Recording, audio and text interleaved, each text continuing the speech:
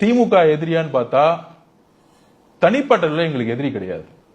ஒரு பர்சனல் ஒரு வெஞ்சன்ஸோ இல்ல ஒரு பர்சனலான வெஞ்சன்ஸோ அவங்களை அழிக்கணும் அவங்களை ஒழிக்கணுங்கிறதுல எங்களுடைய குறிக்கோள் கிடையாது. அவங்களுடைய நிர்வாகம், அவங்களுடைய ஊழல் கட்டமைப்பு, அவங்க குடும்பம் செய்யக்கூடிய தன் மகனை முதலமைச்சராக்கிறதுக்காக செய்யக்கூடிய சூழ்ச்சிகள், இதையெல்லாம் நாங்க எதிர்த்து நிக்க வேண்டிய காலகட்டத்தில் இன்னமும் அதிமுக கூட்டணி கதவு திறந்துதான் இருக்கு. நான் திருப்பியும் சொல்ல வரேன், எதிர்கட்சியா இருக்கக்கூடிய அதிமுக நாங்க சண்டை போட்டு நாங்க என்ன பண்ண போறோம்? இன்னைக்கு நாளுக்கு நாள் மக்கள் சந்திக்கக்கூடிய பிரச்சனைகள் என்ன இருக்கு? ஆனா உங்களை முதலமைச்சரா ஏத்துக்கணும், அதான் கண்டிஷன். நாங்க திருப்பியும் சொல்ல வரோம், அம்மா ஒரு கட்சி ஆரம்பிச்சுட்டு நாங்க முதலமைச்சராகி நிர்வாக மாற்றத்துக்கு தான் நாங்க ஏற்கனவே முதலமைச்சரா இருந்த எடப்பாடி வெறும் எம்எல்ஏக்காகவோ ஏற்கனவே முதலமைச்சரா இருந்த அமைச்சரா இருந்த எடப்பாடி பழனிசாமி அதிமுகவின் பொதுச் செயலாளர் எப்படி உங்களை முதலமைச்சரா ஏத்து? நான் இவர் ஏத்துக்கணும் அவர் ஏத்துக்கணும் நான் சொல்லவே இல்லையே. எங்களோட நிலைப்பாடு இந்த ரெண்டு கட்சிகளை தவிர எந்த கட்சிகளும் எங்களுக்கு எதிரி கட்சி கிடையாது.